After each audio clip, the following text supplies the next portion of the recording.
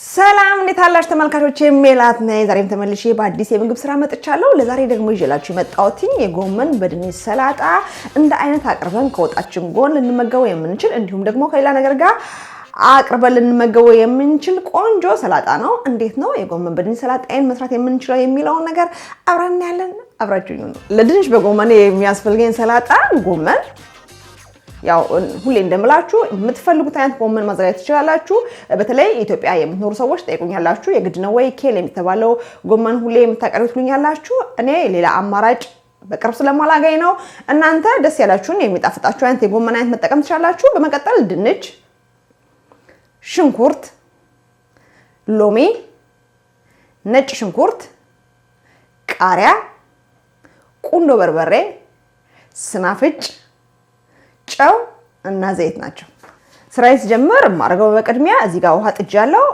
እሳቴን ለኩሼ ውሃዬን አፈላለሁ ማለት ነው። ድንቹን አሁን መጨመር ቻለሁ። ነገር ግን እኔ ልጬ ስላላዘጋጀሁኝ ምንም ማለት አይደለም። ከጎመኑ ጋር በኋላ መጨመር እችላለሁኝ። ከዛ ድንቼን እልጣለሁ።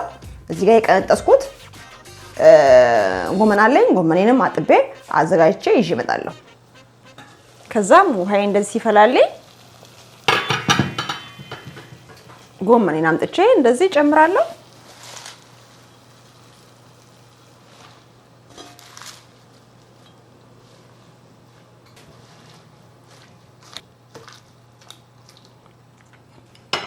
ከዛ ምን አደርጋለሁ መሰላችሁ? ወዲያውኑ ደግሞ እንደዚህ ድንቼንም ከታለው። ከፈለጋችሁ እናንተ ድንቻችሁን ለብቻ ማብሰል ትችላላችሁ፣ ግን አስፈላጊ ነው ብዬ እኔ አላምንም። ምክንያቱም ይሄ ከድንቹ ላይ ትንሽ እንኳን የሚፈራርሱ ነገሮች ጎመኑ ላይ ቢሆንም ችግር የለውም። በኋላ ላይ አንድ ላይ መደባለቃችን ስለማይቀር ማለት ነው። ስለዚህ እናንተ ጎመናችሁ የበለጠ እንዲበስል ከፈለጋችሁ ድንቻችሁን ያው ሲበስል ጠብቃችሁ ሳይፈራርስባችሁ ቀድሞ ማውጣት ነው። እንደኔ ደግሞ ጥርስ ያዝ ሲያረግ ጎመን ደስ የሚላችሁ ከሆነ አብራችሁ እንግዲህ ማጥለል ነው ማለት ነው።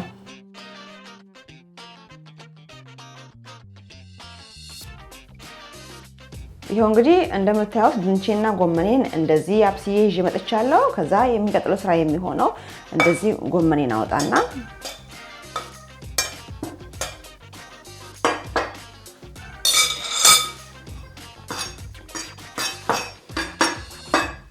እኔ እዚህ ጋር ነጭ ሽንኩርት አዘጋጅቻለሁ። አንድ ነጭ ሽንኩርት ማለት ነው። እንደኔ አንድ ነጭ ሽንኩርት መጨመር የምትፈልጉ ከሆነ ችግር የለውም፣ ወይም ግማሽ ነጭ ሽንኩርት መጨመር ትችላላችሁ። አሊያም ግን በጣም ጥቂት እንደው የነጭ ሽንኩርቱ ቃና እልም ሲል ነው የምፈልገው የምትሉ ሰዎች ካላችሁ የምትፈልጉ ካላችሁ ለምን እኔም አንዳንድ ጊዜ ሳያስፈልገኝ ሲቀር እንደዛ ስለምጠቀም ነው። እንደዚህ ታደርጉና እንግዲህ እቃችሁን ይሄን ምንድነው ሰላጣችሁን የምትደባለቁበትን ሳህን ማለት ነው እንደዚህ ልቅቅ ታደርጋላችሁ። ምክንያቱም ሰላጣ ላይ በጣም ስለሚገን ይህ ራሱ ብታደርጉት ትልቅ አስተዋጽኦ ነው የሚያደርገው። ትንሽ ነው ማለት አይደለም፣ ግን በጣም ደግሞ ስፓይሲ ነገር የምትፈልጉ ከሆነ እንደኔ እንደዚህ ነጭ ሽንኩርታችሁን እንግዲህ አንድ ነጭ ሽንኩርት በኋላ ማድረግ ትችላላችሁ፣ ግን ያው አንዴ ስለጀመርኩት ነው። እንደዚህ ጨፍልቃችሁ መጨመር ትችላላችሁ። ግማሽን ብትጨምሩ ትችላላችሁ። ለሰላጣ ላይ በጣም ነጭ ሽንኩርት የሚገን ነው። እንደውም ሰላጣ ውስጥ የመጀመሪያ ጊዜ ከሆነ የምትጨምሩት ነጭ ሽንኩርት እያያችሁ ብትጨምሩ ብዬ እላለሁ እንዳይገንባችሁ። ስለዚህ እንደዚህ ነጭ ሽንኩርቴን እጨምራለሁ ማለት ነው። ከዛ በኋላ ማድረገው እንደመሰላችሁ ጎመኔንም እንደዚህ እንግዲህ ከተፍ ከተፍ አደርጋለሁ። እንደ ለክትፎ እንደሚሰራ በጣም መድቀቅ የለበትም ከድንቻችን ጋር እንዲመጣጠን ማለት ነው። ነገር ግን ደግሞ እርዝምዝም ብሎ እንትን እንዳይል ትልቅ በጣም እንዳይሆን ማለት ነው። እንደዚህ ከተፍ ከተፍ አደርገዋለሁ። ከዛ ድንቼንም ከትፈው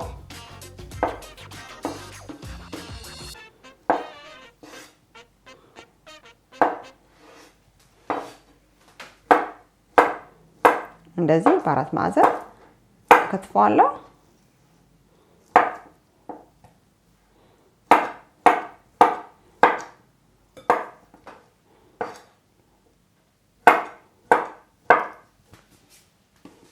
ድንቼንም እንደዚህ ጨምራለሁ። ከዛ ሽንኩርቴንም ጨምረው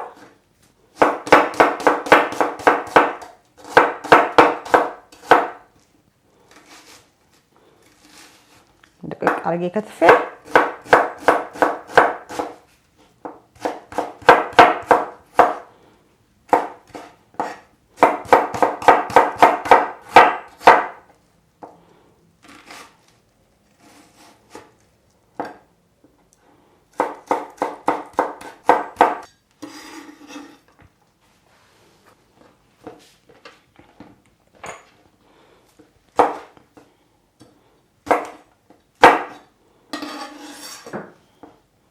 ቃሪያዬንም እንደዚህ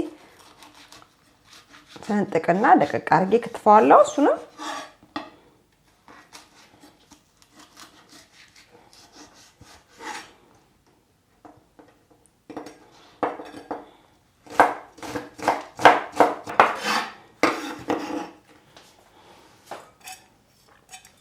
እናንተ ፍሬውን ማውጣታችሁ መጨመር ትችላላችሁ። ከዛ እዚህ ጋር ሎሚ ያለኝ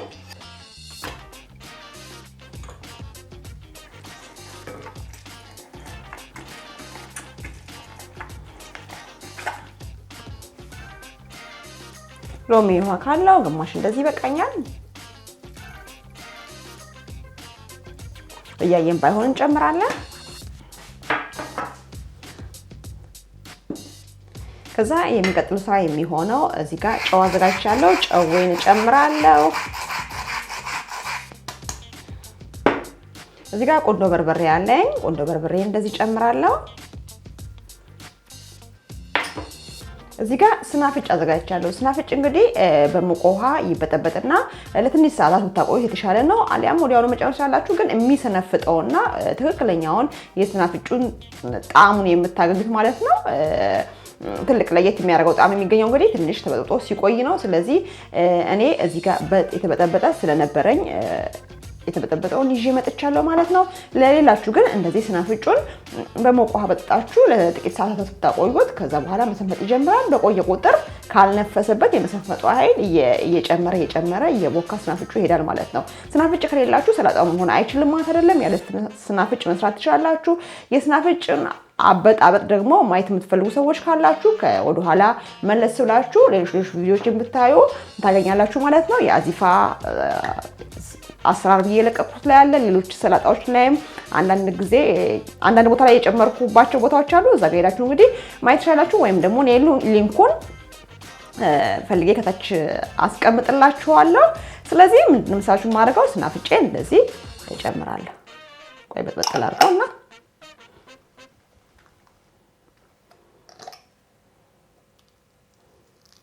ይሄንን የሚያክል እንደዚህ ስናፍጭ እጨምራለሁ።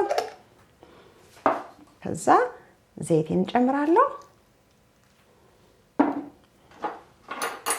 የወይራ ዘይት የተጠቀምኩት እናንተ ማንኛውም አይነት ዘይት መጠቀም ትችላላችሁ። በደንብ አርጋችሁ እንግዲህ ልውስ አርጋችሁ ለገበታ ማቅረብ ነው። እስቲ ጨውን ቀምሷለሁ በጥቂቱ።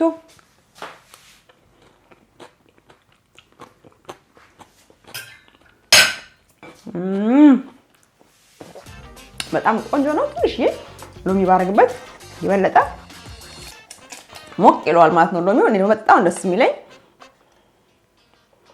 ያው እየቀመሳችሁ እንደራሳችሁ ጣዕም እንደለመዳችሁት ማለት ነው። እንደዛ አርጋችሁ መቀመም ትችላላችሁ ማለት ነው። በቃ ዘይቱ በቂ ነው። ስናፍጩ፣ ጨው፣ ሁሉ ነገር ተሳክቷል። አሁን ደግሞ ለገበታ አቀርበዋለሁ። እዚህ ጋር እንግዲህ የሽሮ ፍርፍር አለኝ ቀደም ብዬ ሰራሁት። እሱ እንደዚህ አቀርብና አይሽን እንደሚፈረፈር ከዛ ሰላጣዬ እንዲህ ከጎን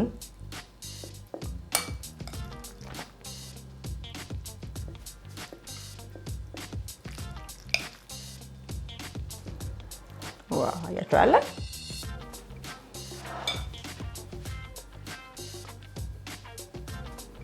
እዛ ቀምሰዋለሁ ማለት ነው።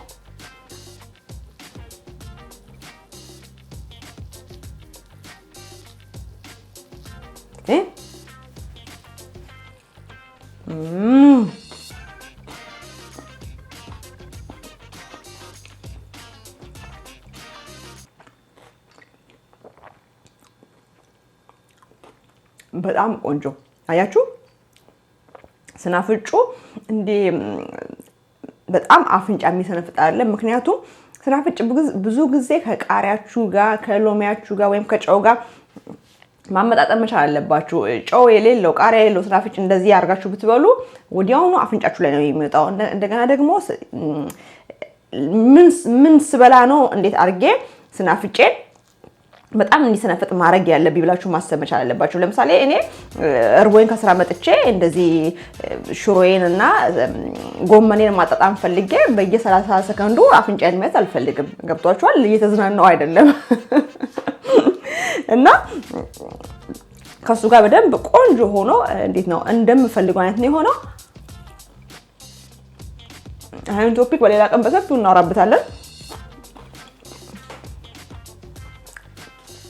ዛሬ ግን ጎመናችን ቆንጆ ሆነ፣ ስናፍጩ ቆንጆ ሆነ፣ በጣም ተስቷል። ከሎሚው ጋር ከቃሪያው ጋር ከጨው ጋር በጣም ቆንጆ ሆኖ ተመጣጥኗል። ቀላል ነው። ስላልተቆላላ ለየት ባለ መልኩ በጣም ተመራጭ ነው ብዬ አስባለሁ። በተለይ በጾም ሰዓት ሰራተኞች ለሆነ ሰዎች እንግዲህ ድንቻችሁን ቀቅላችሁ ፍሪጃችሁ ውስጥ ካስቀመጣችሁ እኔ የምጠቀምበትን ዘዴ የምነግራችሁ ጎመናችሁ ተቀቅላችሁ ታስቀምጣላችሁ። ከዛ በኋላ በምትፈልጉ ሰዓት ሽንኩርትና ቃሪያችሁን ከተፍ አድርጋችሁ ቆንጆ እንደ አይነት እንደ ሰላጣም ያባላልም በጣም ቆንጆ ነው። በንጥረ ነገርም ምንም ይህ ነው የሚባል ነገር አይደለም። ጎመኑም ድንቹም ሁሉም አትክልቱ ማለት ነው፣ ቃሪያውም ሽንኩርቱም በጣም ቆንጆ ነገር ነው። በጣም አስፈላጊ ነው ያስባለው። ስለዚህ በጣም ተመራጭ ነው። እኔ እንደምታዩት ማቆም አልቻልኩም። ይብቃ መሰለኝ። እንደ ሁሉ የምላችሁ እኔ እንዴ ነው የምላችሁ፣ ስሩ ሞክሩ ብሉ ነው ትወዱታላችሁ። በጣም እርግጠኛ ነኝ፣ ተስፋ አረጋለሁ። ለዛሬ እንግዲህ ያለኝ ቪዲዮ ይሄን ይመስል ነበረ። ቻናሌ አዲስ ናችሁ ቻናሌን ሰብስክራይብ እያደረጋችሁ ቻናሌ ቤተሰብ ሁኑ። የደወሉን ደግሞ መጫን ኦል የምትለዋን ነካ አድርጋችሁ የምሰራው ቪዲዮ ወደ እናንተ እንዲደርስ አድርጉ። ከወዳችሁ ስራዬን ላይክ ማድረጋችሁን አትርሱ። አስተያየታችሁን ስጡኝ፣ ያበረታኛል። አነባለሁ፣ እመልሳለሁ በተቻለ መጠን። በተረፈ በሌላ በቆንጆ ቪዲዮ እስከምንገናኝ ድረስ ሰላም ሁኑልኝ። ባይ ባይ።